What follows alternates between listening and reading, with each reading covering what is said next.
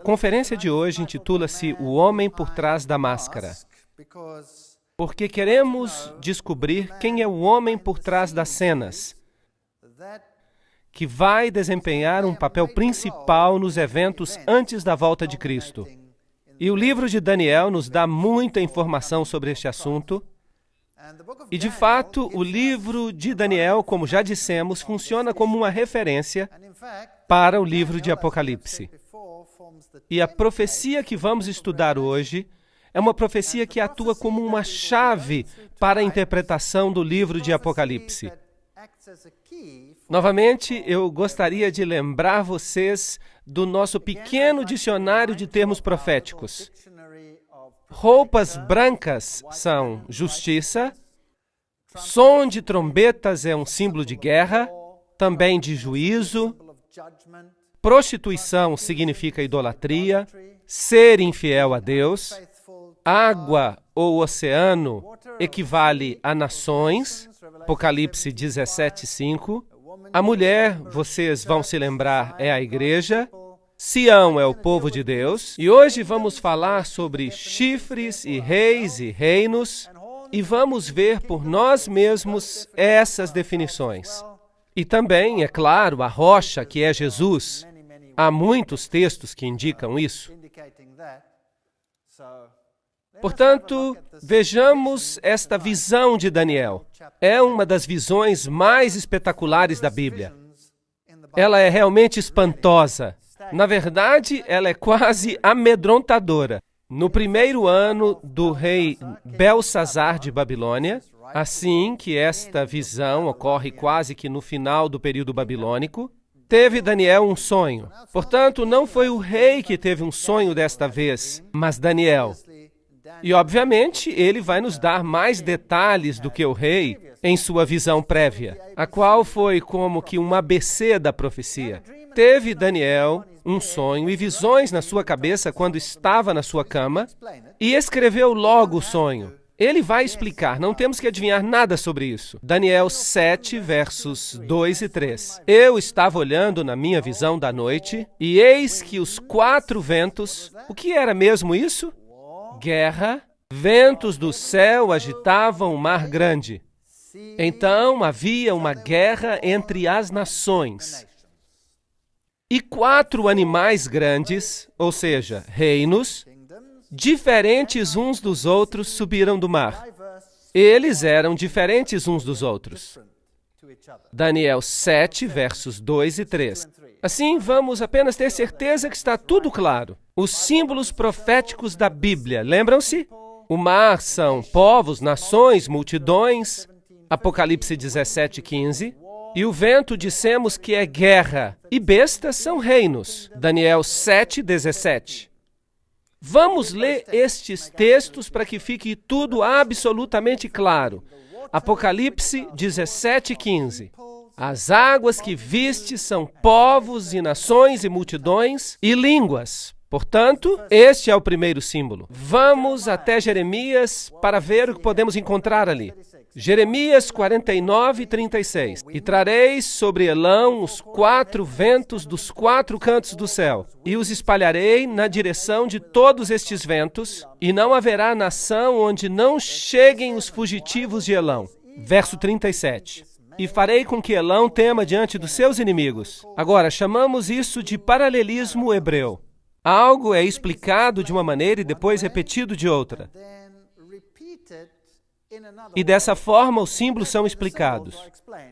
Eles se explicam a si mesmos. Portanto, os 4 ventos, os que dispersam Elão, significa que Elão temerá diante dos seus inimigos. Haverá guerra. E diante dos que procuram a sua morte, farei vir sobre eles o mal, o furor da minha ira, diz o Senhor. E enviarei sobre eles a espada, a guerra, até que venha consumi-los. Então temos aqui o paralelismo, para ver que o mar equivale às nações e o vento equivale às guerras. Daniel 7:17. Estes grandes animais são 4 computadores em Bruxelas. Não diz nada disso. Diz, estes grandes animais são 4 reis que se levantarão da terra. Portanto, 4 reinos que virão e são descritos como animais. ou bestas. 17:23. O quarto animal será o quarto reino na terra. Portanto, esta é a definição bíblica. Não podemos interpretar estes símbolos de nenhuma outra maneira a não ser como a Bíblia diz. Assim, os quatro animais são quatro reinos que se levantarão da terra. E agora podemos olhar para os reinos e descobrir para onde ir. O primeiro era como leão, mas tinha asas de águia.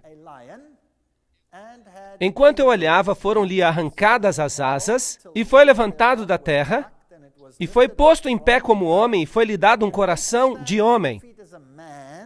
Daniel 7, verso 4.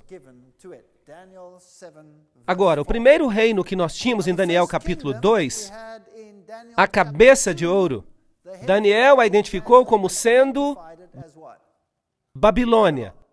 A primeira besta que nós vemos aqui é o leão com asas de águia, que a propósito era o símbolo, um dos símbolos de Babilônia.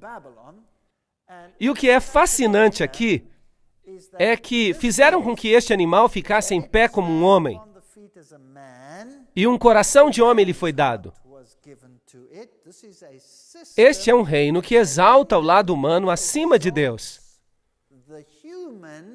Esta é a apostasia máxima contra Deus, colocando o homem no lugar onde Deus deveria estar. E veremos, à medida que continuamos nesta série, que os eventos do fim também culminam com este mesmo assunto. O homem sendo colocado no lugar onde o divino deveria estar. Portanto, Bab-El, como eu já lhes disse, Babel, Bab é portal e El é Deus, portal de Deus, um outro caminho para Deus. Um outro caminho, outro além do caminho que foi prescrito e encontramos na Bíblia. Assim, aqui está este poder que se levantará e representa a Babilônia, em paralelo com a cabeça de ouro, 605 a 539 a.C. Vamos dar uma vista de olhos em relação ao simbolismo. Jeremias 4, verso 7. Já um leão subiu da sua ramada, e um destruidor dos gentios. Ele já partiu e saiu do teu lugar para fazer da tua terra uma desolação. O profeta está falando de Jerusalém, Israel, a fim de que as tuas cidades sejam destruídas e ninguém habite nelas. Este leão a que se refere ao reino de Nabucodonosor, Babilônia, que estava por vir, e Jeremias aplica o símbolo do leão à Babilônia. Portanto, o primeiro reino é Babilônia. Aqui está um símbolo que era usado em Babilônia. Você pode ver que o leão com asas de águia é parte desse simbolismo. Aqui está outro relevo. E aí, de novo, se pode ver o leão com asas de águia. Símbolos de Babilônia. Assim que a arqueologia confirma que este era o símbolo que era usado, assim não precisamos nem adivinhar o que está acontecendo. A Bíblia nos dá um bom começo. Daniel, capítulo 2, começou com Babilônia, e Daniel, capítulo 7, começa com Babilônia. E eis aqui o segundo animal. Substitua isso por outra palavra, reino, semelhante a um urso que se levantou de um lado,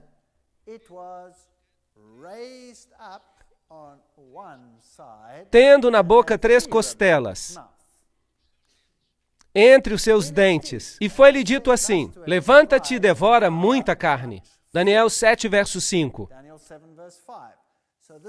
E este animal vai vir e vai devorar a carne do animal anterior. Ele vai fazer guerra e vai substituí-lo. Ele tinha 3 costelas, e um lado era mais alto do que o outro. Agora, qual era o próximo reino em Daniel capítulo 2? Era a Medopérsia.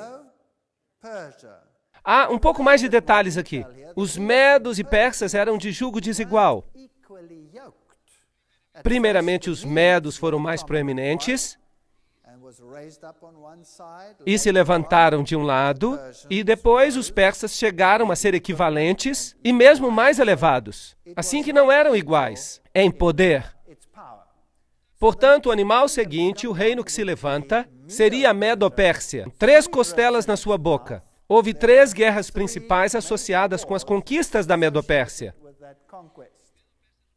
A Medo-Pérsia representa, porque aqui vemos um paralelo, aos braços e peito de prata da estátua, e governaram de 539 a 331 a.C.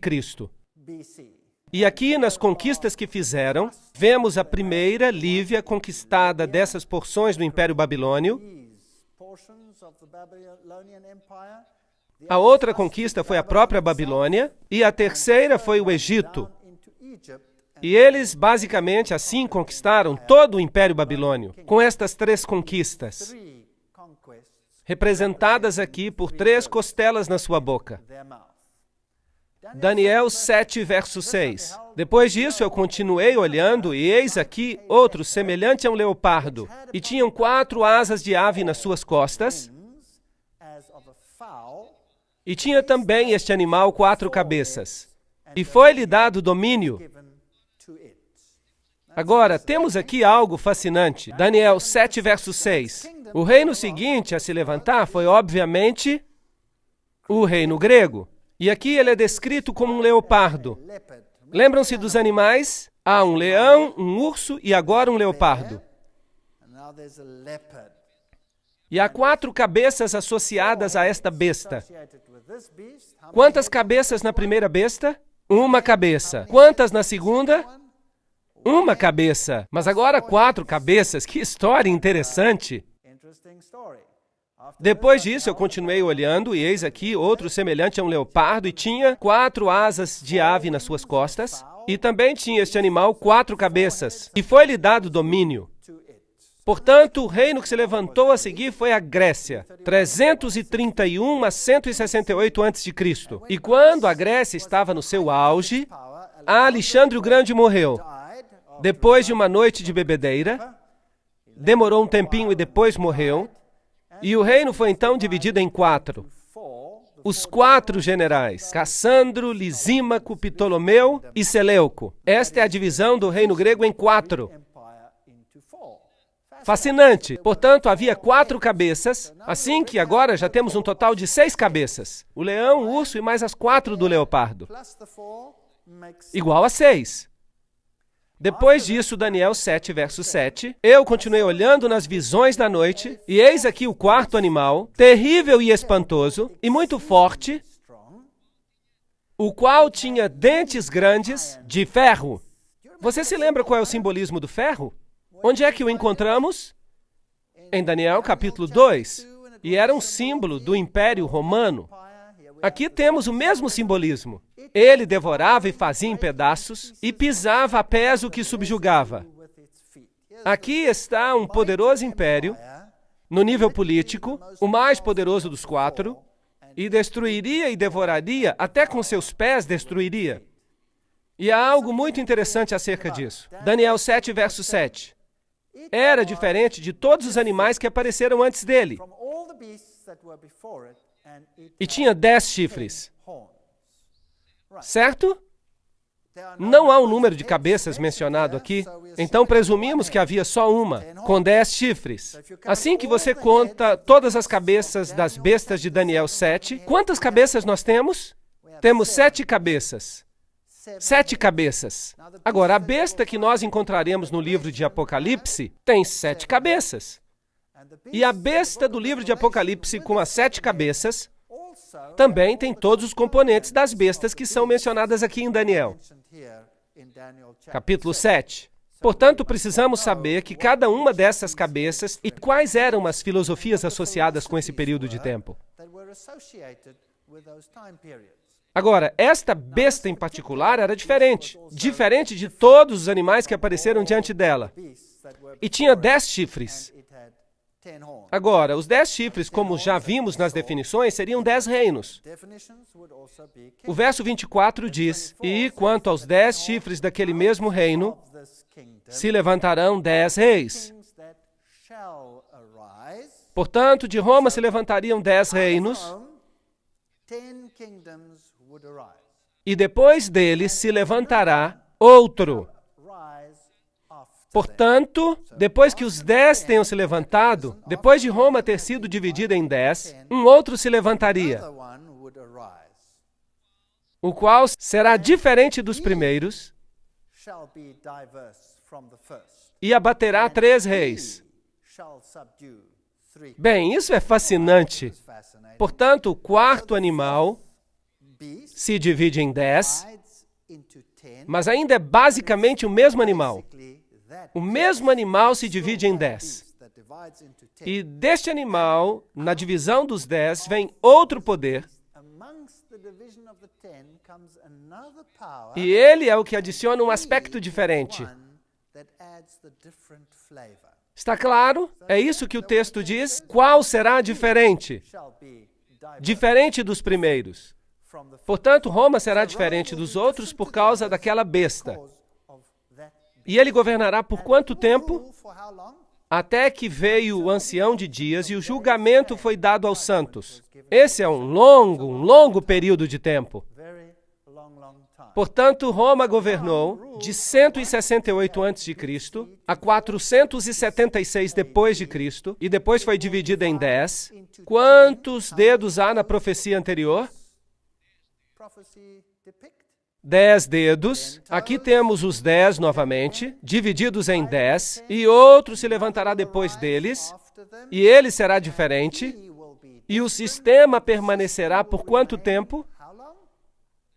Até que venha o ancião de dias. Uau! Um longo tempo. Portanto, estamos falando de um longo período de tempo. Roma governou de 168 a.C. a 476 depois de Cristo. Então foi dividida. Assim que temos exatamente a mesma sequência. Nós temos o leão que se compara à cabeça de ouro. Depois temos o urso que se compara aos braços e peito de prata. Depois temos um leopardo de 4 cabeças que representa o quadril de bronze. E agora temos um animal terrível, que representa as pernas de ferro. E os 10 dedos, quando dividida em 10, e também será diferente por causa de um outro que se levanta depois dele. Assim que é isso que temos até agora. Daniel, capítulo 7, versículos 19 ao 23. Então tive desejo de conhecer a verdade acerca do quarto animal, que era diferente de todos os outros. Muito terrível, cujos dentes eram de ferro e as unhas de bronze. Portanto, havia um elemento de bronze nessa quarta besta. O bronze era um componente muito importante. Ora, de fato, o Império Grego foi praticamente incorporado por Roma. A filosofia grega se tornou a base do Império Romano. E, de fato, quando Roma se dividiu nas duas pernas, uma era o Império Bizantino e a outra era o Império do Ocidente. E o Império foi governado por Constantinopla. E era onde a filosofia grega abundava. A filosofia grega era a filosofia do tempo. Portanto, ali está este elemento de bronze. As unhas de bronze. E nós encontraremos, interessantemente, estas unhas outra vez mais tarde, que devorava e fazia em pedaços e pisava a pés o que sobrava. Assim que ele queria saber mais acerca deste quarto terrível animal. O quarto animal, é-nos dito no verso 23, será o quarto reino na terra, o qual será diferente de todos os reinos. E devorará que parte da terra? Toda a terra. E a pisará a pés e a fará em pedaços. Agora, Roma, na sua forma original, tomou conta do mundo inteiro? Sim ou não? Não. E a China? E o Japão? E as Filipinas? E a Austrália? E a África do Sul? E os Estados Unidos? E a América do Sul? E essas áreas? Será que Roma governou sobre todas elas? Obviamente que não. Mas lembrem-se, a profecia não diz que seria esta Roma. Roma acaba e é dividida em 10. e que outro se levantaria e governa até quando? Até que venha o ancião de dias. Assim que a profecia ainda hoje está de pé. Nesse contexto. Faz sentido? Ok. Isso é muito interessante. Portanto, aqui temos esse poderoso Império Romano. Isto é o que a Bíblia diz, que encontraríamos estes reinos e os 10 chifres se levantariam. 10 reinos. Os 10 dedos representam os 10 reinos. Desde o ano 476 até a segunda vinda de Cristo, esses poderes de alguma forma continuariam. E o pequeno, depois deles, que se levantaria mais tarde, seria o elemento diferente e governaria até que o ancião de dias chegasse. Daniel 2, verso 44, lembrem-se, está falando acerca dos 10 dedos, que são equivalentes aos 10 chifres, e diz, mas nos dias desses reis, o Deus do céu levantará um reino, que não será jamais destruído e esse reino não passará. Há outro povo, e esmiuçará e consumirá todos esses reinos, mas ele mesmo subsistirá para sempre. Assim que temos um paralelo perfeito entre Daniel capítulo 2 e o capítulo 7. Agora, Daniel estava se perguntando acerca disso. No verso 8 diz, estando eu a considerar os chifres, portanto, ele estava olhando para a linha de tempo para ver quando Roma era dividida em 10 componentes. E ele está olhando para esses 10 reis que se levantam do Império Romano. Eis que entre eles subiu outro chifre pequeno. De fato, se fala de pequenez. Ele era muito pequeno. E então ficou cada vez maior. Entre eles subiu. De onde ele sobe? Dentre eles. Bem, então este chifre pequeno sobe dentre os 10. Isso é muito importante, porque este chifre pequeno é o homem por trás da máscara. E este chifre pequeno sobe dentre os 10. Portanto, os 10 reinos estão lá, e ele se levanta do meio deles. Assim, que tipo de poder é esse? Este é um poder europeu? Porque os 10 chifres que se levantaram do Império Romano Ocidental, portanto, não podemos procurar este chifre no Oriente Médio, por exemplo. Podemos? Não. Podemos procurá-lo nos Estados Unidos da América, por exemplo? Não. Onde é que podemos procurá-lo? Lá onde se espera que ele se levante. Ele tem que aparecer entre os 10. Ele tem que aparecer entre os 10. E todos os 10 estão lá quando se levanta. Repare, diante do qual 3 dos primeiros chifres foram arrancados. Portanto, por causa desse poder, 3 dos que tínhamos antes são removidos. Faz sentido? Vamos ter que tirar 3. Quem vai arrancá-los? Ou como consequência de quem eles serão arrancados? Deste poder. Isso é muito importante, para que tenhamos isso tudo muito bem claro, porque não queremos cometer nenhum erro. E eis que neste chifre havia olhos, como os de homem, e uma boca que falava grandes coisas. Onde encontramos este simbolismo anteriormente? Esse simbolismo de homem. Babilônia. Lembram-se? Encontramos isso em Babilônia. Aqui há o mesmo simbolismo, neste poder. O homem se levantará outra vez, mas assim mesmo acima do Altíssimo, e tomará o lugar do Altíssimo. Esta é uma nova Babel, um outro portal para o céu. O homem exaltando a si mesmo acima do divino e falando grandes coisas. Ele está falando contra Deus. Portanto, agora temos algo da história. Ele se levanta da divisão do Império Romano. Uma vez que está dividido em 10, então só depois que ele faz a sua aparição. 3 deles são um incômodo para ele, e eles são eliminados sob a sua influência. E então ele se levanta como um cogumelo e põe o humano acima do divino. Isto é o que está escrito. Isto é o que está sendo dito aqui. E quanto aos 10 chifres, daquele mesmo reino que se levantarão, serão 10 reis, e depois dele se levantará outro. Pergunta: ele se levanta do remanescente do Império Romano ou do remanescente do Império Grego? Império Romano. Império Romano. Não se esqueçam disso. A rocha também atinge os pés. Ela atinge os pés de que império? Do grego ou do romano? Do Império Romano? Portanto, se você já sabe disso, será capaz de resolver metade dos problemas das falsas profecias que há ao redor do mundo, que dizem que o anticristo se levantará, ou melhor, que se levantou no passado, no tempo da Grécia. Não, não, não, não. A Bíblia não diz isso. A Bíblia diz que ele se levanta quando? Uma vez que Roma seja dividida nos seus componentes. Isto é o que a Bíblia diz. E governa até que venha o ancião de dias. Ele já está aqui agora?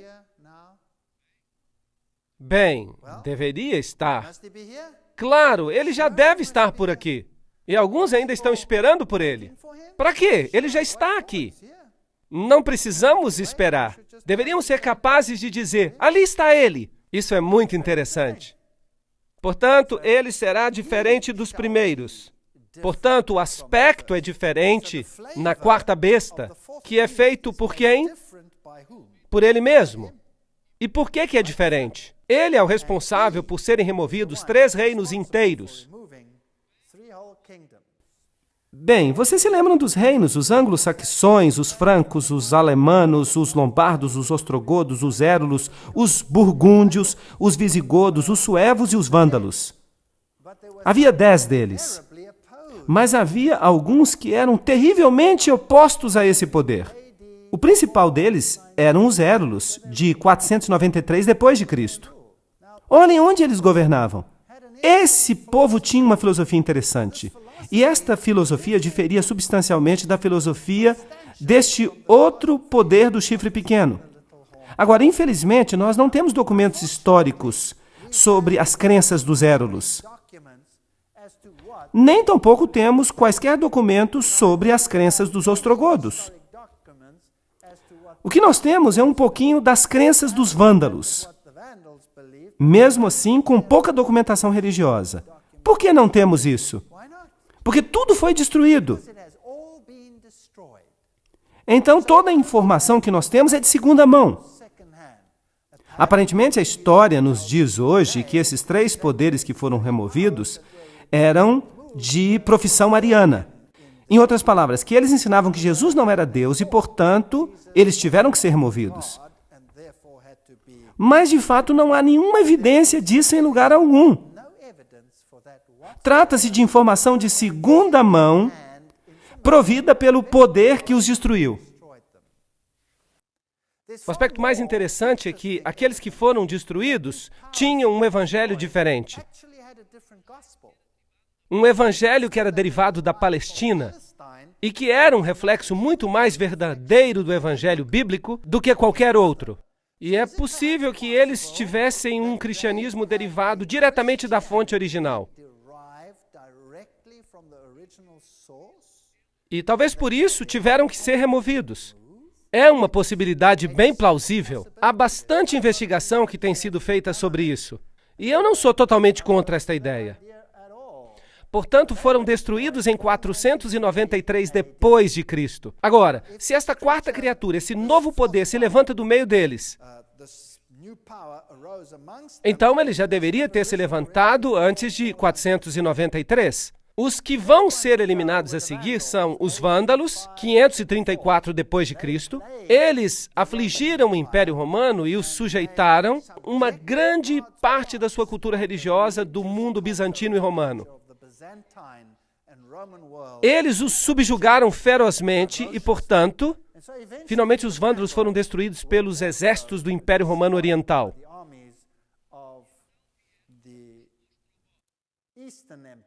E então vieram os ostrogodos. Eles foram os últimos. Os ostrogodos governaram até 538 depois de Cristo E eles ocuparam primeiramente esta área, e mais tarde ocuparam e conquistaram toda a capital do Império Romano Antigo e áreas circunvizinhas. E os ostrogodos também tinham um evangelho derivado da antiga Palestina. Portanto, eles tiveram que ser removidos. Eles eram tolerantes às outras religiões, mas eles eram um espinho na carne do poder do chifre pequeno. E finalmente eles foram destruídos com a ajuda, dentre outros, dos francos, por aqui mais ou menos, que fizeram uma aliança com os reis de Constantinopla, com os Césares. E, portanto, em 538 d.C., a oposição ao chifre pequeno desapareceu. E ele cresceu como um cogumelo. Portanto, os alemanos, os remanescentes dos 10, eles são os alemães hoje, os burgúndios, os suíços, os francos, os franceses, os lombardos, os italianos, os saxões, os ingleses, os suevos, os portugueses, os visigodos, os espanhóis, e os érulos, os vândalos e os ostrogodos foram eliminados. De fato, estes não foram os únicos contra os quais se fez guerra. Não. Os visigodos, por exemplo, sendo provavelmente muito relacionados aos ostrogodos, tinham sentimentos semelhantes. E houve muitas guerras combatidas e muita subjugação por aqui, antes que estes também se alinhassem com o pensamento do poder do chifre pequeno.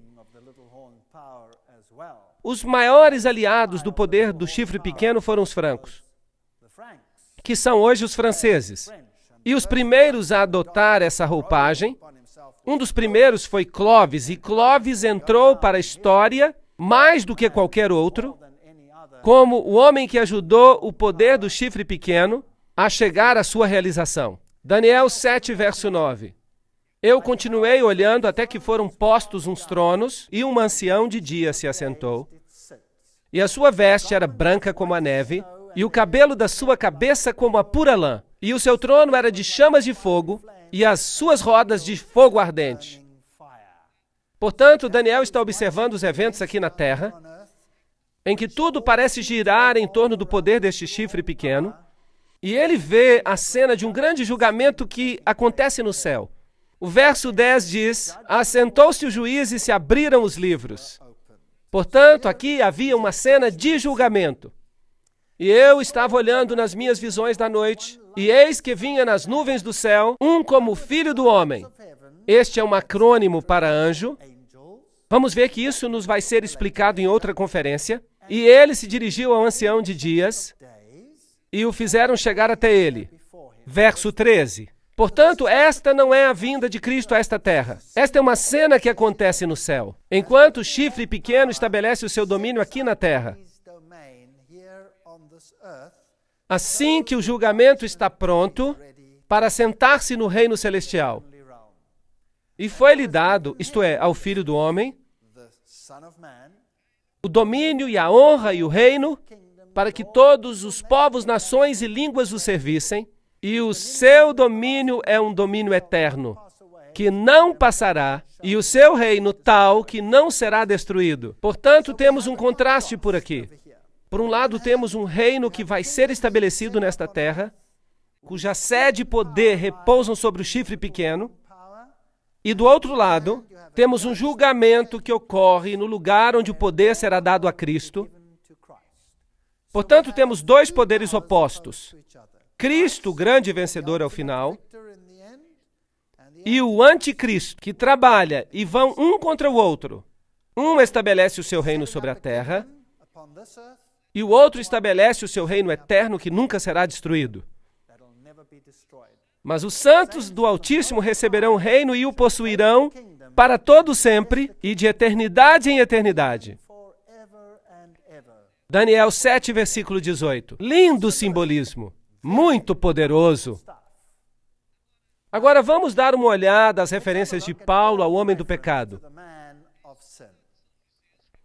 Em 2 Tessalonicenses, capítulo 2, versículos 1 a 10, Paulo descreve esse poder do anticristo que se levantará. Ora, irmão, rogando pela vinda do nosso Senhor Jesus Cristo e pela nossa reunião com Ele, que não vos movais facilmente do vosso entendimento, nem vos perturbeis por espírito, nem por palavra, nem por epístola, como se este dia de Cristo já estivesse perto. Percebem que alguns, mesmo nos dias de Paulo, ensinavam que o dia do Senhor estava perto.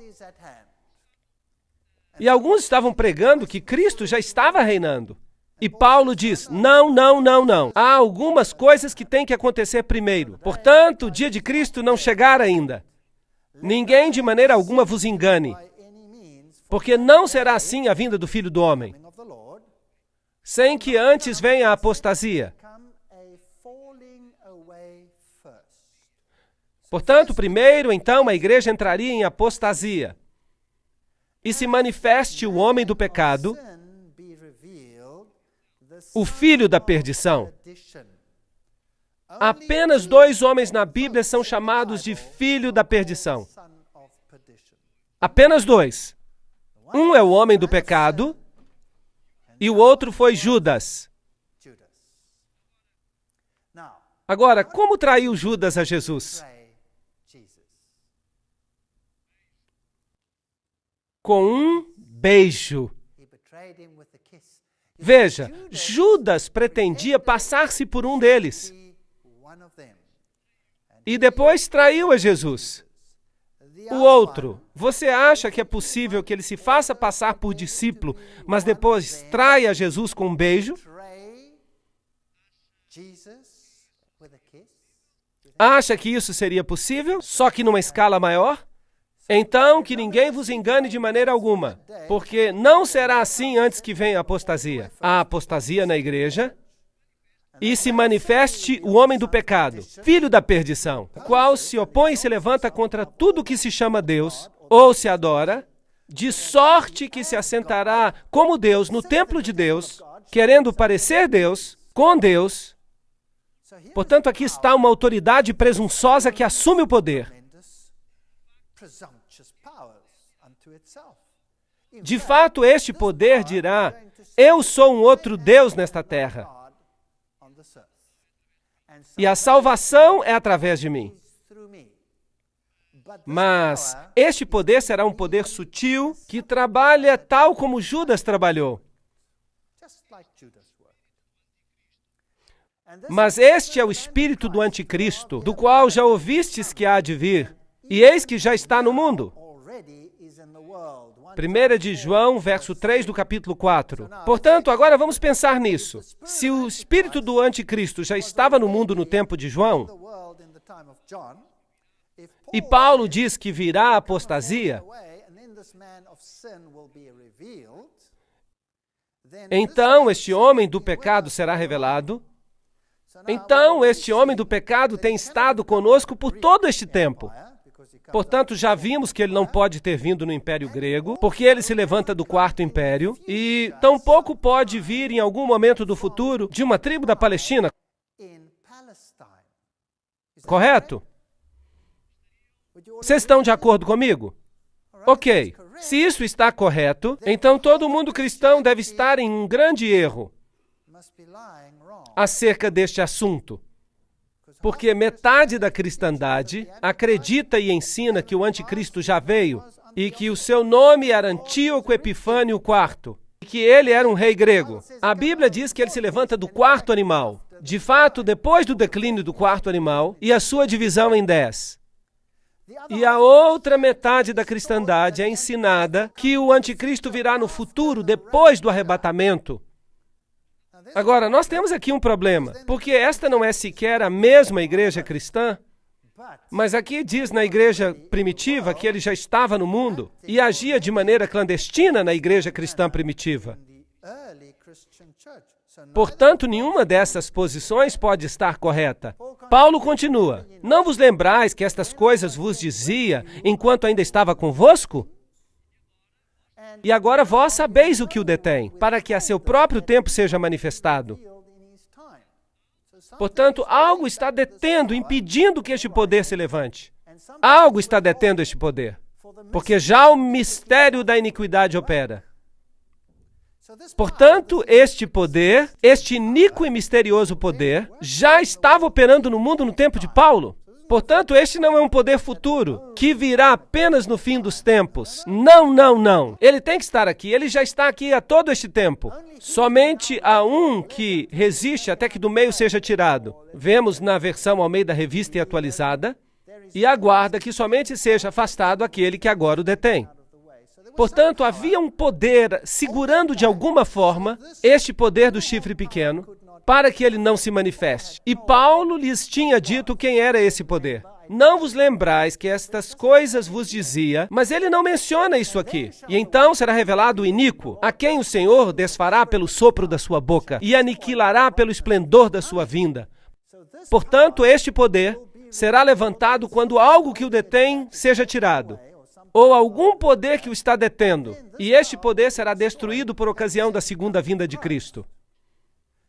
A esse cuja vinda é segundo a eficácia de Satanás, com todo o poder e sinais e prodígios e mentiras, esta é uma história interessante, com todo o engano da injustiça para aqueles que perecem, porque não receberam o amor da verdade para se salvarem. Ou será possível que este poder engane a todo mundo quando eles aceitam um evangelho que é baseado em valores humanos e não em valores divinos? Em critérios humanos e não em critérios divinos? Será que isso é possível? Aqui nós temos um ponto em que Paulo, estamos lendo Romanismo e Reforma de Gratian. Paulo afirma a existência de conhecimento na igreja primitiva. A igreja primitiva sabia, diz ele, qual era o obstáculo. A igreja primitiva nos diz o que ela sabia sobre isso. E ninguém pode se colocar hoje numa posição de contradizer esse testemunho, que Paulo tinha pela palavra da boca somente, dito aos Tessalonicenses. Isto é um ponto em que só a tradição antiga pode ter autoridade. A especulação moderna não tem qualquer relevância nesse assunto. Hoje as pessoas estão dizendo, bem, o que poderia tê-lo detido? Talvez fosse o Espírito Santo. Por que haveria de ser o Espírito Santo? Havia um poder a detê-lo. E quando este poder é removido, o anticristo se levanta e permanecerá até que o Senhor venha. Então, o que os pais da igreja sabiam e que Paulo lhes disse verbalmente? Ele lhes disse, mas não escreveu. Bem, vamos ver o que dizem os pais da igreja primitiva. Tertuliano, apologista cristão de 200 depois de Cristo, em A Ressurreição, diz: ele que resiste deve resistir até que do meio seja tirado. Que obstáculo está lá senão o Estado romano? A queda do qual, dividido em 10 reinos, deve então introduzir o anticristo. Portanto, isto era o que os pais da igreja cristã primitiva acreditavam, que quando Roma se for, então o anticristo será revelado. Será que isso é bíblico segundo Daniel capítulo 7? Absolutamente. Quando Roma se divide em 10, e quando o Estado romano desaparece, o anticristo será revelado. E isto é o que criam os pais da igreja cristã primitiva. Tá outro, João Crisóstomo, um sermão sobre 2 Tessalonicenses 2. Ele foi bispo em Constantinopla, em 390, e diz: há somente um que impede agora até que seja tirado do caminho, que é quando o Império Romano é tirado do caminho. Então ele virá, o anticristo. Aqui temos outros. Edward Elliot, que escreve um comentário sobre Apocalipse em 1862 e diz: nós temos um testemunho concordante com os primeiros pais, Irineu e dos discípulos de São João, dizendo a Crisóstomo e Jerônimo, quanto a como isto era entendido, acerca do poder imperial que governava e residia em Roma. Assim, isto é uma verdade bem simples. Quando Roma cai, o anticristo vem. Enquanto os Césares mantiveram o poder imperial, era impossível para o anticristo levantar-se. Na queda dos Césares, ele se levantou. Há uma outra fonte. Paulo não identificou o poder repressor porque ele sabia que era Roma e evitou as represálias. Lembrem-se que a igreja cristã estava sendo perseguida por Roma. Uma outra citação. Portanto, Paulo não diz: quando Roma cair, ele virá. Porque se ele tivesse dito isso publicamente, ou escrito, quando Roma cair, ele virá, ele teria entrado num grande problema e a igreja seria perseguida. Portanto, a igreja primitiva acreditava que quando Roma caísse, o anticristo se levantaria. Daniel 7 diz: ele se levantará quando Roma for dividida em 10. Então ele se levantará. Portanto, este é o critério bíblico acerca de quando o anticristo começa a governar.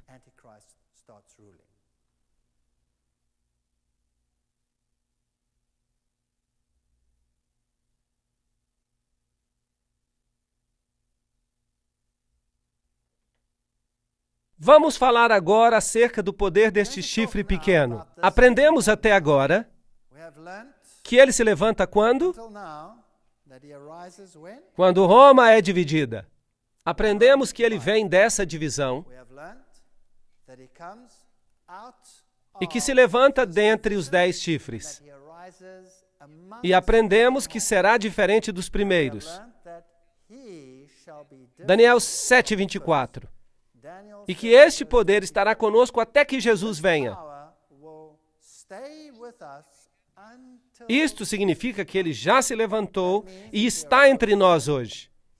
Vamos dar uma olhada nos atributos que Daniel diz que o chifre pequeno terá. Primeiro, ele se levanta da quarta besta. Daniel 7, 7 e 8. Estão todos de acordo com isto? Ele se levanta de Roma. E é de lá que se levanta. Ele é um poder romano. Número 2. Ele se levanta do meio dos 10 chifres. Estando eu a considerar os 10 chifres, eis que do meio deles surgiu um chifre pequeno. Portanto, ele tem que surgir do Império Romano Ocidental. Ele é um poder europeu. Não é nenhum outro poder desta terra. Ele se levanta depois dos 10 chifres. Assim que ele assume a sua posição de poder, em algum momento depois de 476. Depois de Cristo. E depois deles, se levantará outro. É o que diz o verso 24. Ele é diferente dos outros, o qual será diferente dos primeiros. Verso 24. Este é o quarto critério. Aqui está um outro critério. Ele se torna mais robusto do que os outros, mais robusto do que os seus companheiros. Verso 20. Aqui está um poder que se torna mais grandioso do que qualquer outro reino. E sabem de uma coisa? Não é difícil ver o que a Bíblia está dizendo. Incômodo, talvez, mas não é difícil. Ele arranca 3 reinos, diante dos quais caíram 3. Verso 20. Ele tem olhos como de homens e fala grandes coisas contra o Altíssimo. Verso 25. Portanto, ele se exalta a uma posição onde Deus deveria estar. Primeiro, ele substituiu os preceitos divinos por preceitos humanos. Então, traça um caminho para o céu através do qual, pelo poder do homem, e não pelo poder de Deus, se atinge. Este é um assunto muito, muito sério. E ele fala grandes coisas contra o Altíssimo. Vamos ter que dar uma olhada nisto também. E depois ele fará guerra contra os santos. Destruirá os santos. Verso 25. Portanto, este poder deve ter sido um poder perseguidor, que lutavam contra aqueles que diziam que a salvação é através do poder de Deus, unicamente. E então, um outro critério. Ele mudará tempos e leis. Verso 25. Cuidará em mudar os tempos e a lei. Isto é fascinante. Agora, que tempos e leis você acha que Deus estaria preocupado em ver mudados? Deus estaria preocupado com as pequenas e tolas leis humanas? Não. Ele deve estar preocupado com uma modificação da lei divina. E os tempos que deveriam ser mudados seriam tempos que Deus estabeleceu. Por exemplo, Deus estabeleceu o tempo porque foi tarde de manhã o primeiro dia, foi tarde de manhã o segundo dia. De uma tarde a outra, eram medidos os dias anteriormente. Então havia festas e festivais e tempos que foram estabelecidos. Será que esse poder mudou tudo isto? Fascinante. Este é o 9º critério dado no livro de Daniel. Daniel é muito preciso. E ele governará e serão entregues em suas mãos por um tempo, tempos e metade de um tempo. Tempo, tempos e metade de um tempo. 3 anos e meio profético. Vamos falar sobre isso. Fascinante. O verso 25. E devorará toda a terra. O quarto animal, o qual será diferente, devorará toda a terra. A sua característica diferente devorará toda a terra. E a pisará a pés e a fará em pedaços. Será que isso inclui os Estados Unidos? Aham. Que neste momento possa haver alguém controlando os Estados Unidos? Os poderosos Estados Unidos? Que dizer da poderosa Rússia? Ou de qualquer outra nação poderosa? Talvez a China? Vocês acham que podem estar sendo controlados por mais alguém neste momento? E isso vai existir até o fim, até que venha o ancião de dias, no verso 22. Agora, eu não estou inventando essas coisas, isso está no livro de Daniel. Vocês podem pegar o livro de Daniel e lerem vocês mesmos. Agora, o critério final. O seu reino será tirado no fim dos tempos.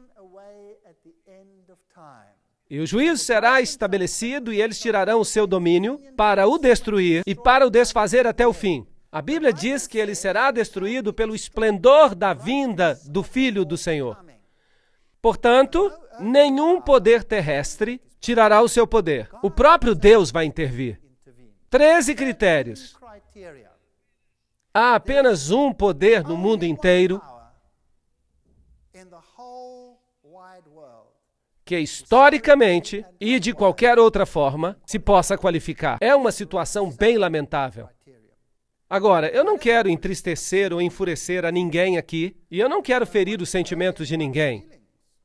Mas o fato é que este poder é tão claramente identificado que até eu mesmo, que fazia parte desse poder, tive que renunciar a ele e deixá-lo.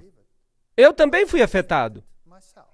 Eu fiquei muito chocado e estive, de fato, até fisicamente doente quando eu descobri isto.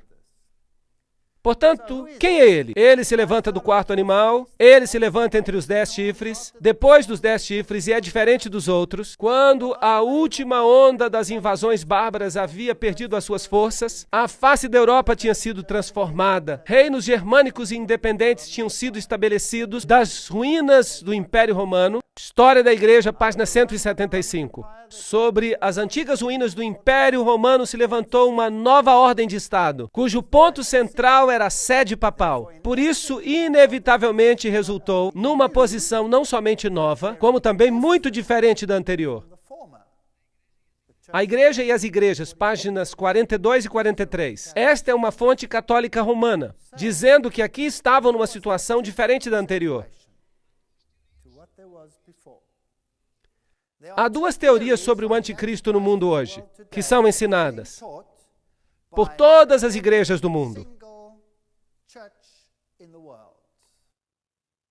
Quase. Uma é a de Rivera e outra é a de Alcázar. Agora, o que essas teorias ensinam?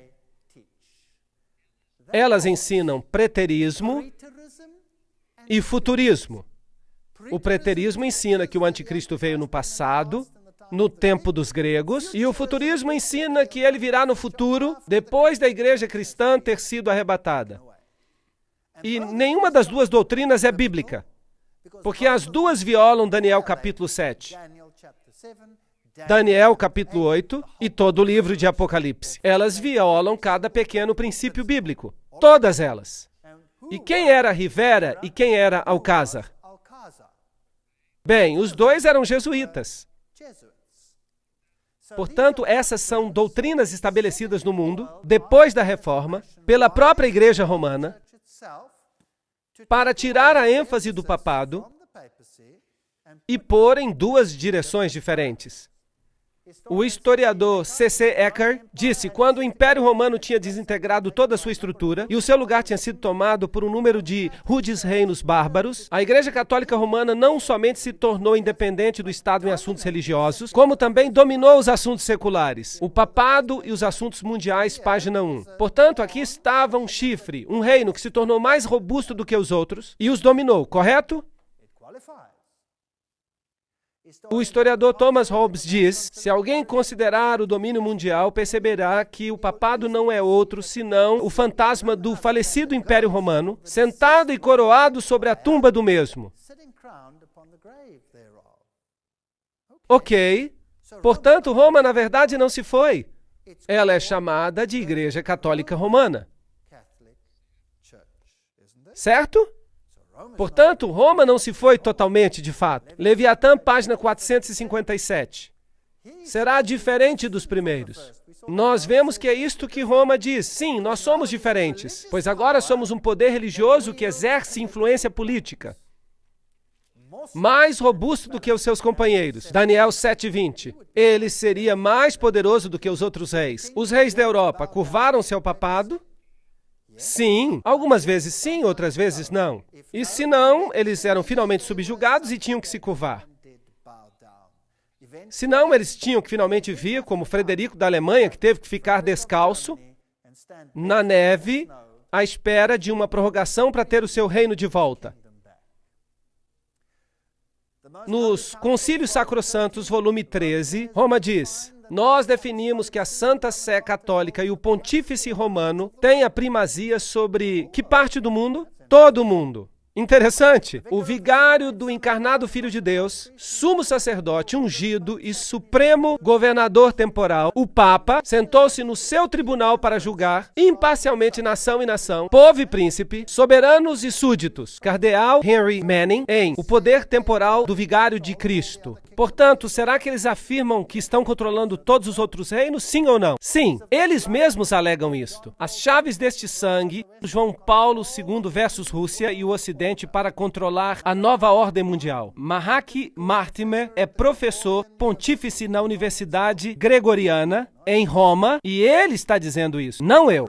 Arrancou 3 reinos, então tive o desejo de conhecer a verdade sobre o quarto animal que era diferente de todos os outros, e também a respeito dos 10 chifres que tinha na cabeça, e do outro que subiu, e diante do qual caíram 3. Daniel 7, 19 e 20. Sim, Roma alega que os 3 foram arrancados porque eram arianos, que eles não acreditavam que Cristo fosse Deus, que é um dos ensinamentos de Roma.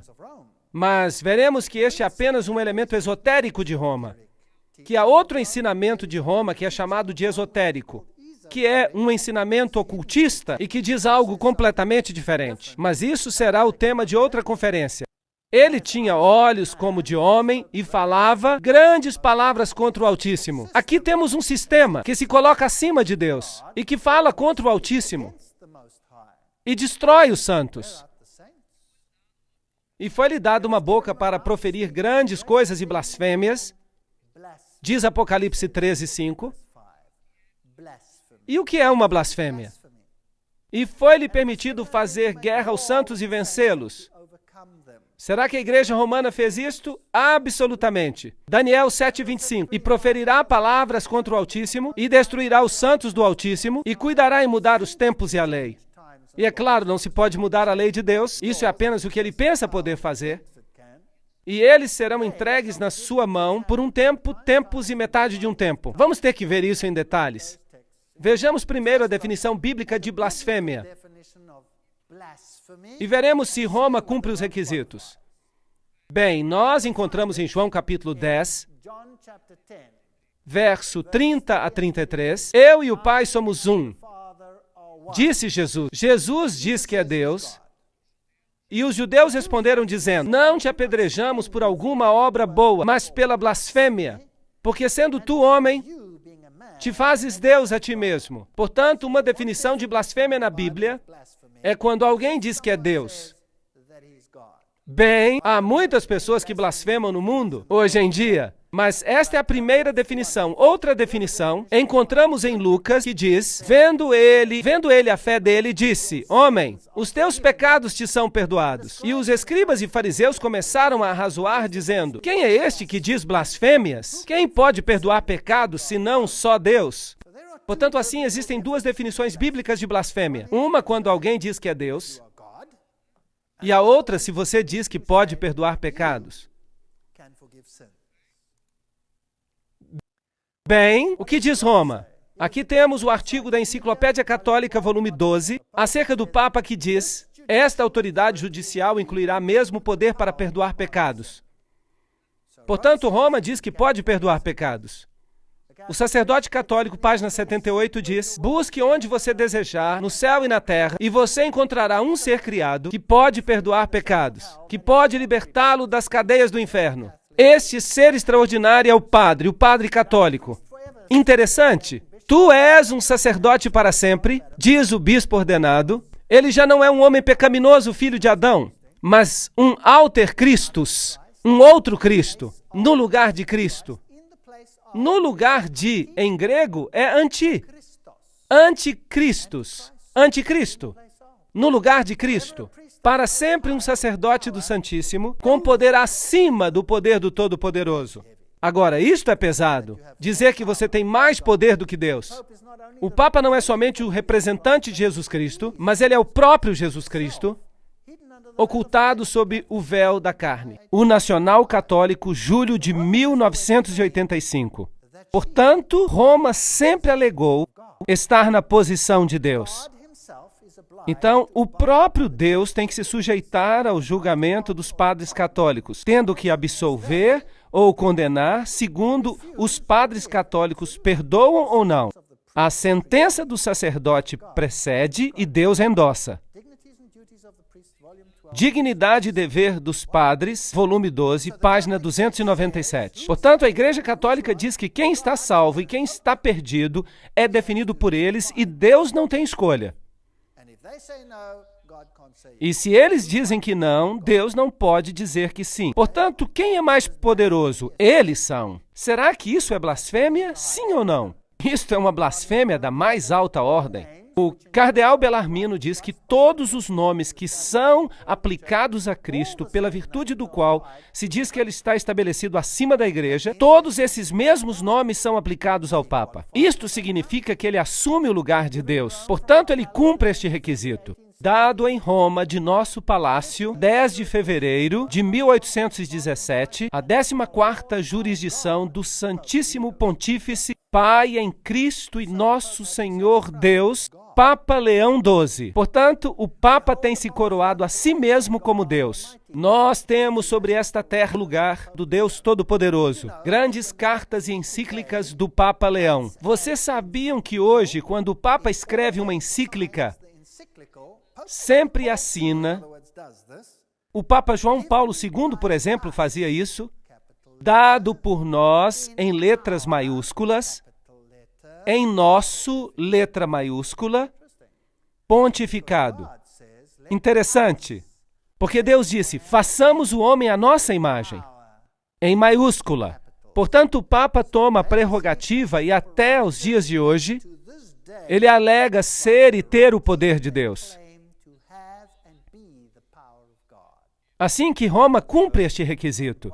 O Sacrosanto Concílio, nós decidimos que a Santa Sé Apostólica e Pontífice Romana detém a primazia sobre o mundo inteiro. Agora, esse poder tomaria finalmente o controle do mundo inteiro.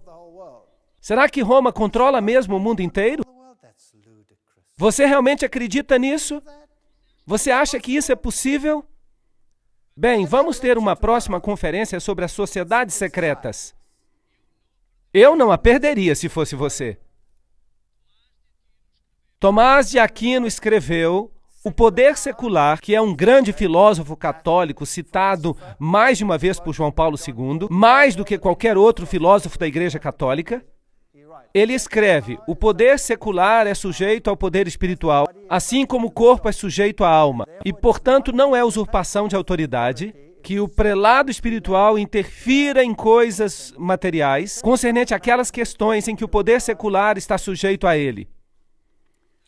Portanto, todo mundo está sujeito a Roma. O Concílio de Trento declarou, todo o domínio temporal é dele. O domínio, a jurisdição e o governo da terra inteira, tudo isso é seu por direito divino. Todos os soberanos da terra são seus súditos e devem se submeter a ele. Isso foi o Concílio de Trento. Isso foi o que determinou o ataque da Reforma. Aqui temos uma senhorita que disse,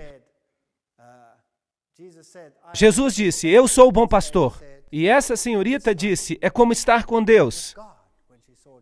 Quando viu João Paulo II, ela destruiria os santos. E lhe foi permitido fazer guerra aos santos e vencê-los.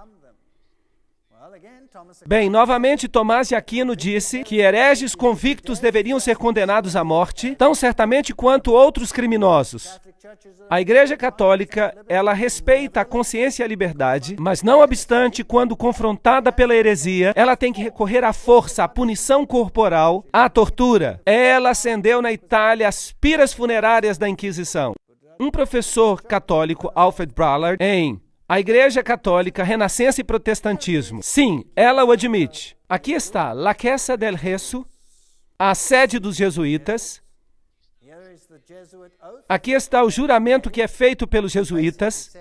Basicamente diz que se podem livrar de qualquer rei herege no mundo inteiro, de qualquer estado livre e soberano, ou governo que não queira se submeter ao papado.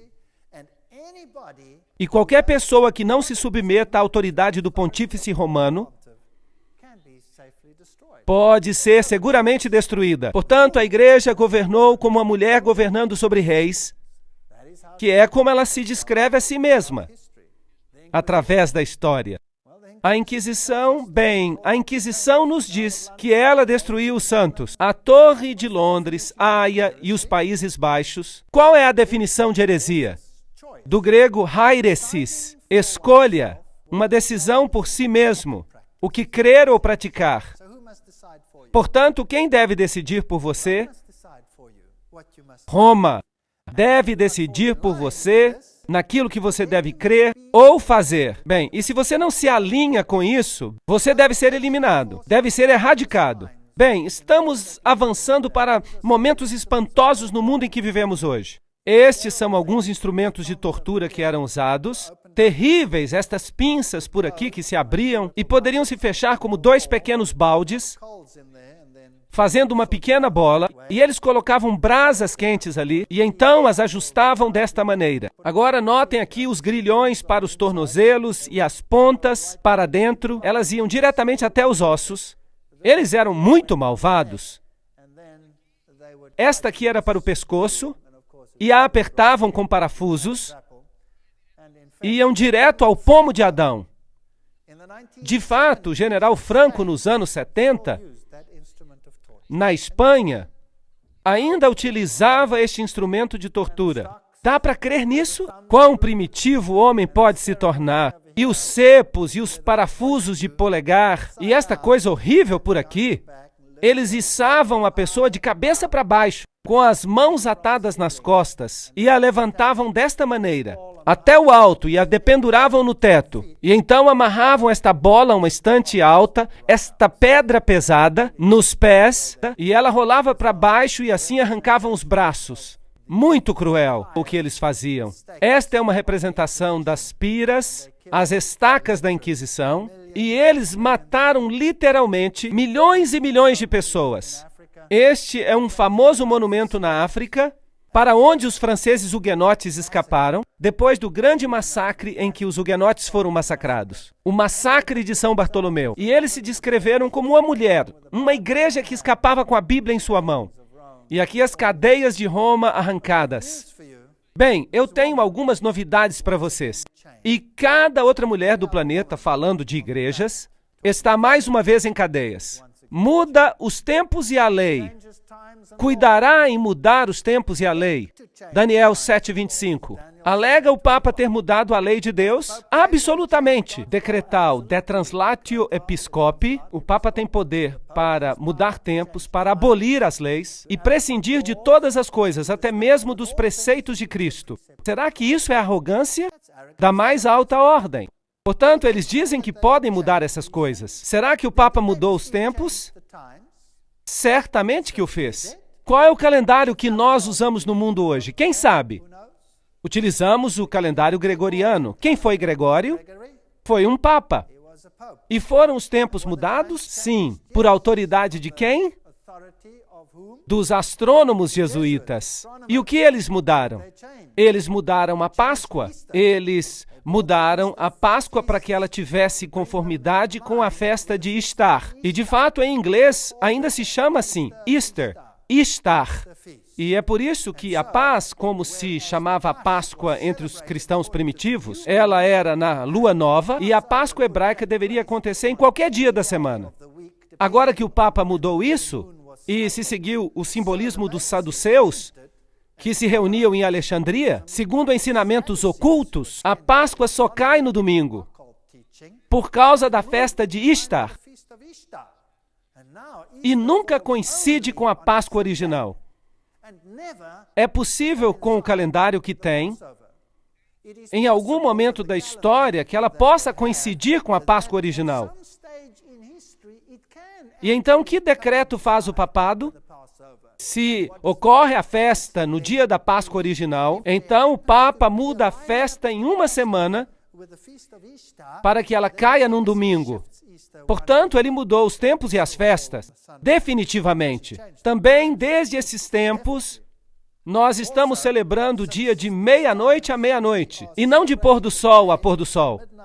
Então, ela revogou a lei e prescindiu de todas as coisas, até mesmo dos preceitos de Cristo. O Papa pode modificar a lei divina. Pronta a biblioteca. Quem te dá direito, Senhor Papa, para mudar a lei de Deus? Os 10 mandamentos, como originalmente dados por Deus, nas primeiras tábuas, não terás outros deuses diante de mim. Então, depois há este grande mandamento que não devemos nos encurvar aos ídolos. E depois, tu não deves tomar o nome do Senhor teu Deus em vão. E o mandamento do sábado é proeminente. E então temos os mandamentos que ditam o relacionamento entre o homem e o próximo.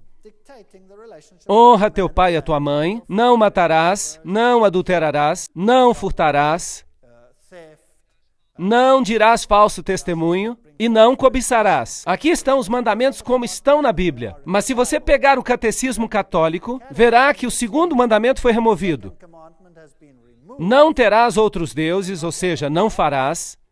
Ele deverá ser capaz de mudar leis, porque ele diz, eu sou o Senhor vosso Deus, não terás outros deuses estranhos diante de mim, não tomarás o nome do Senhor teu Deus em vão. Portanto, o segundo mandamento desaparece e o outro sobe uma posição. Lembra-te do dia de sábado para o santificar. Mas o que eles fizeram com este? Trataremos disso daqui a pouco. Portanto, ele só tem 9 mandamentos e para alcançar os 10, eles tomam o mandamento da cobiça e o dividem em 2. Não cobiçarás a mulher do próximo e não cobiçarás os bens do teu próximo. Fascinante. Lembrem-se que este aqui diz, não cobiçarás a casa do teu próximo, não cobiçarás a mulher do teu próximo. Eles ainda têm o descaramento de inverter a ordem do mandamento como se tivessem o direito de fazer. A Enciclopédia Católica diz, a igreja, depois de ter mudado o dia de descanso do sábado judaico, o 7º dia, para o primeiro dia da semana, fez o terceiro mandamento se referir ao domingo, porque o segundo já se tinha tirado como dia a ser guardado como dia do Senhor. Então eles mudaram os tempos, mudaram até o dia de adoração, que era o 7º dia, e foi transferido para o primeiro dia da semana. Mateus 5,17 diz, não penseis que eu vim destruir a lei ou os profetas. Eu não vim para destruir, mas para cumprir, para viver esses preceitos. Aqui está o Catequismo do Converso, da Doutrina Católica, página 50. Ele diz, pergunta, qual é o 7º dia? Resposta, o sábado é o 7º dia. A Igreja Católica está bem ciente disso, todos eles sabem. Pergunta, por que nós observamos o domingo em vez do sábado? Resposta, nós observamos o domingo em vez do sábado porque a Igreja Católica, no Concílio de Laodiceia, transferiu a solenidade do sábado para o domingo. Assim, ela mudou os tempos e as leis. Sim ou não? Sim, ela mudou. Tempos, tempo e metade de um tempo. A que isso se refere? Os santos seriam entregues em suas mãos por um tempo, tempos e metade de um tempo. Se você tem uma Bíblia moderna, ela dirá 3 anos e meio. Agora, um ano profético é diferente de um ano literal. Um ano em sentido profético tinha 360 dias, porque o ano hebraico tinha 360 dias. Portanto, 2 vezes 360 igual a 720. Metade de um tempo, metade de um ano, 180. Ao somarmos tudo, isso daria 1.260 dias proféticos. Ora, isso se transforma em 1.260 anos literais. Vamos solucionar isso. Com a conquista de Roma por Belisário, começa a história da Idade Média. Portanto, quando Roma foi conquistada e os ostrogodos foram removidos, a história da Idade Média começou. Philip Schaeffer diz: Virgílio ascendeu ao trono papal em 538 depois de Cristo, sob a proteção militar de Belisário. Portanto, do poder do chifre pequeno assumiu a sua autoridade em 538 depois de Cristo, porque o último dos chifres, ou dos reinados que impediam seu avanço, eles foram os ostrogodos. E eles foram removidos em 538 depois de Cristo. E Virgílio sobe ao assento papal. Assim, o domínio de Roma começa. E depois dele se levantará outro. Os 10 reinos estabelecidos em 476 depois de Cristo.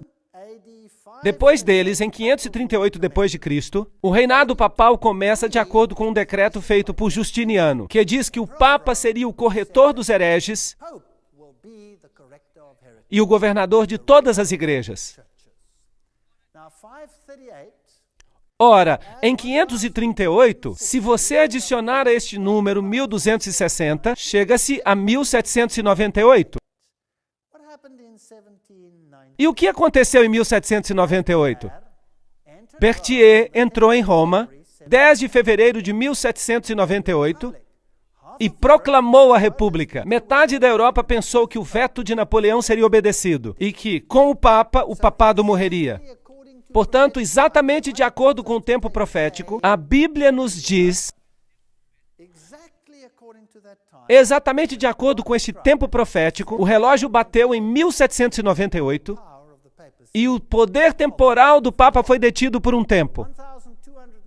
Portanto, a profecia de tempo dos 1260 anos, 476 depois de Cristo, os 10 reinos são estabelecidos, e em 538 depois de Cristo, o bispo é oficialmente reconhecido como governador de todas as igrejas, e a profecia de 1260 anos nos leva a 1798 e se cumpre. O seu domínio chega ao fim. 1260 anos estavam baseados em 1260 dias, que é o mesmo que dizer 3 anos e meio proféticos, é o mesmo que 42 meses. 42 vezes 30, esse era o mês bíblico. 42 vezes 30 também são 1260. Agora, em Apocalipse 12, nós lemos 1260 dias. Estes são 1260 dias. Em Apocalipse 12, 14, um tempo e tempos e metade de um tempo. Vejam como Apocalipse toma este tema deste poder e o traz ao coração do livro. Aqui estão todos eles.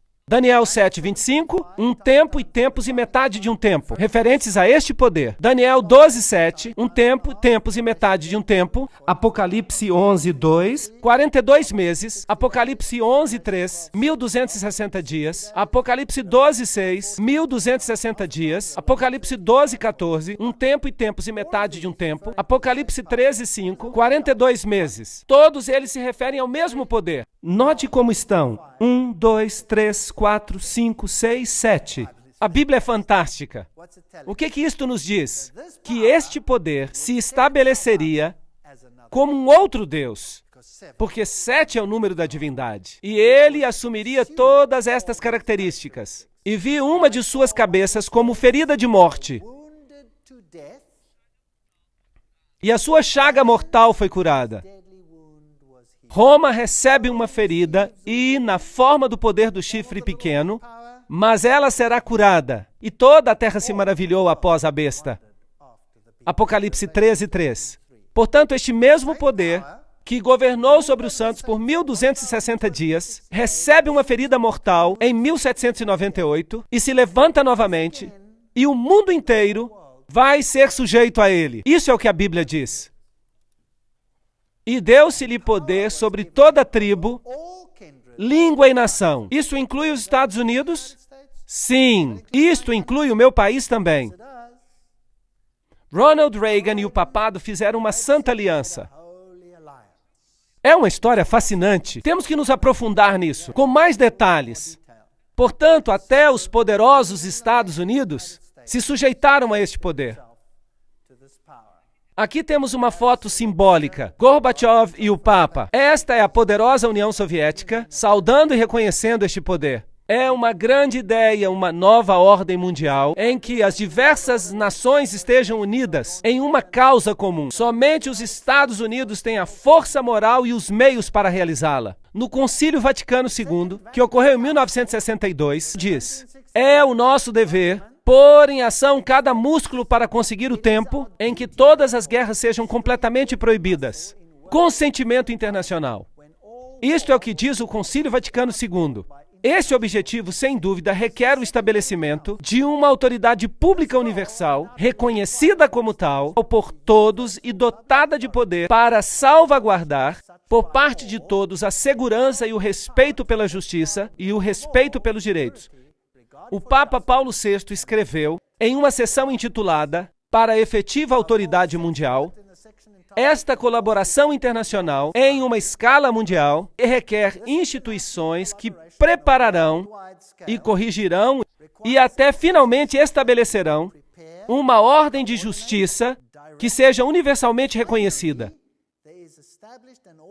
Quem não vê a necessidade de estabelecer progressivamente uma autoridade mundial capaz de agir efetivamente em setores judiciais e políticos?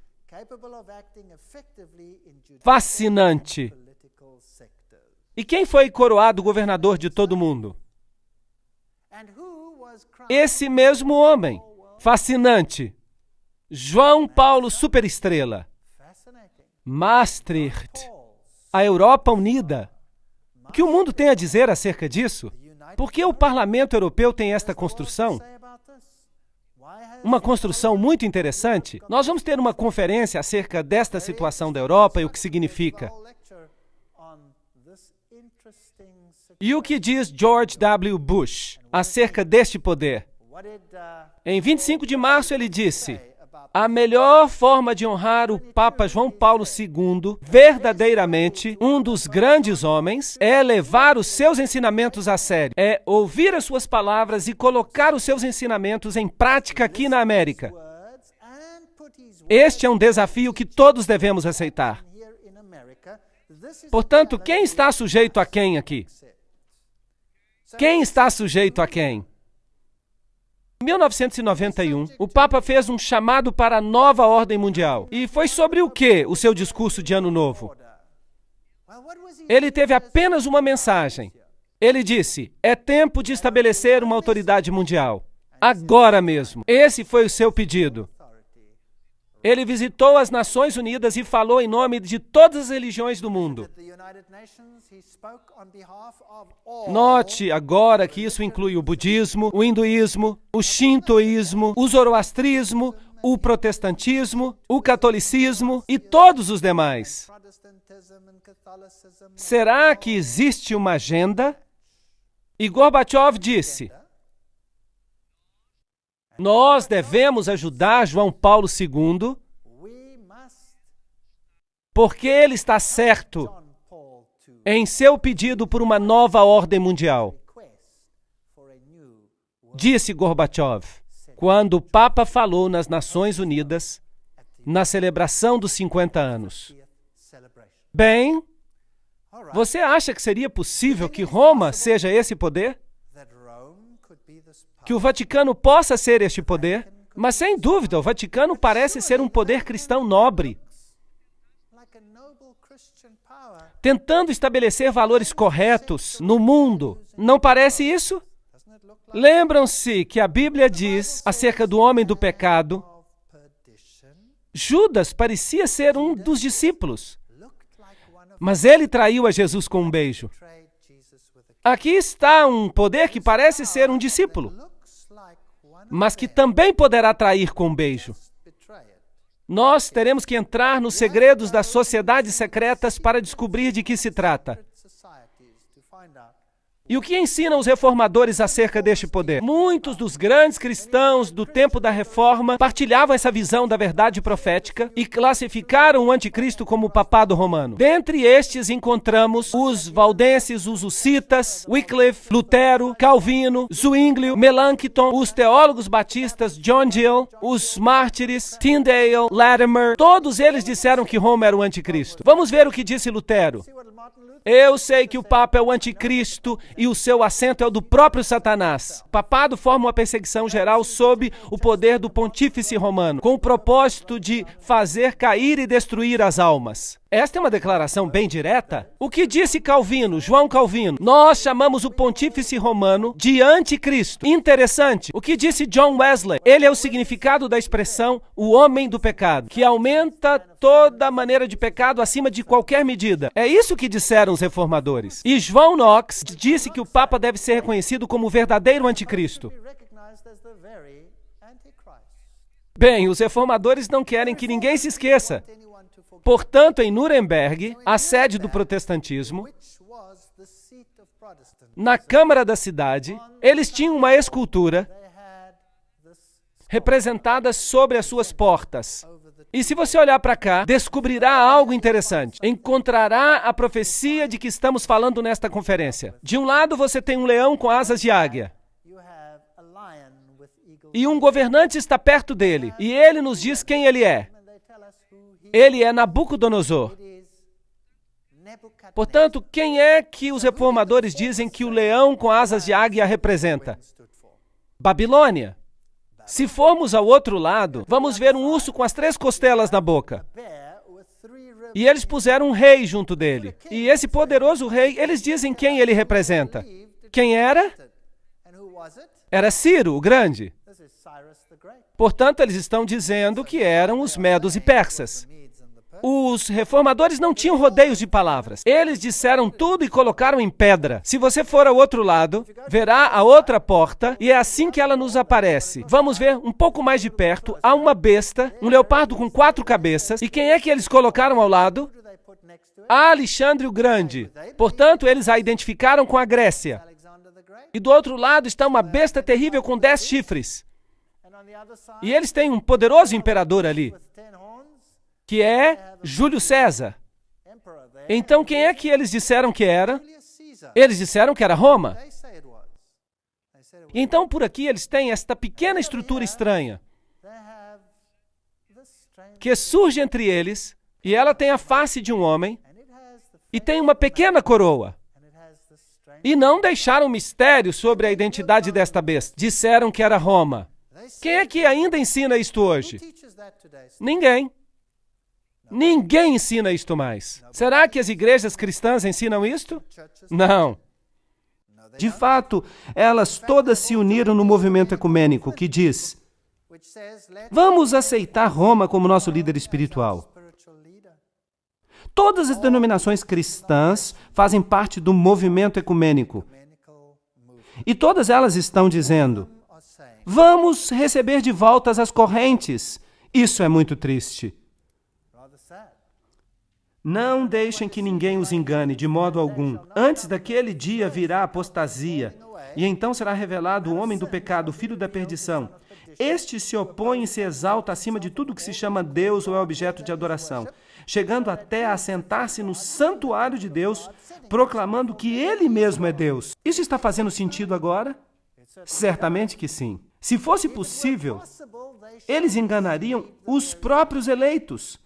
A fantasia de cristianismo é tão perfeita que nós não percebemos o âmago do ocultismo por trás dela. Quem está de fato em controle aqui? Quem está por trás do que está acontecendo? Que poder é exercitado em Roma? Quem é o Papa Negro? Quem é Peter Hans Kulvenbach no momento? Quem é ele? Qual é o seu papel no mundo? Você gostaria de saber? Então vejamos. Ele devorará a terra inteira. Isso significa que a rede de intrigas deve se espalhar por todo o mundo e ele continuará até o fim. Ele já está aqui agora, mas o seu domínio será tirado no tempo do fim. Agora, eu não estou dizendo que qualquer pessoa da Igreja Católica que não está ciente de tudo isso que está na Bíblia é o anticristo. Eu estou falando de um sistema aqui. Há um sistema. Há muitos bons católicos na Igreja de Roma que adoram a Deus de acordo com o melhor do seu conhecimento e de acordo com a consciência que têm. E Deus, então, considera o conhecimento que eles têm e os julga de acordo com o conhecimento que têm. Eu estou falando de um sistema que enganou mesmo seus próprios membros e que se coloca agora acima de Deus. A Bíblia diz, mas o tribunal o julgará e o seu poder lhe será tirado e totalmente destruído para sempre. Então a soberania, o poder e a grandeza dos reinos que há debaixo do céu serão entregues nas mãos dos santos, pois o Filho do Homem vai vir na glória do seu Pai com os seus anjos, e ele então recompensará a cada um de acordo com o que tiver feito. A majestade dos reinos debaixo do céu será dada ao povo dos santos do Altíssimo. O seu reino será um reino eterno, e todos os domínios o servirão e lhe obedecerão. Deus trará um fim a todas as coisas muito em breve. E para descobrir a intriga que está por detrás das intrigas, eu os convido a assistir às próximas conferências. Mesmo que você tenha ficado triste com esta conferência, é muito importante que assista às próximas conferências, porque todo este plano será revelado. À medida que avancemos no livro de Apocalipse, que o Senhor seja com você e te ajude e te guie.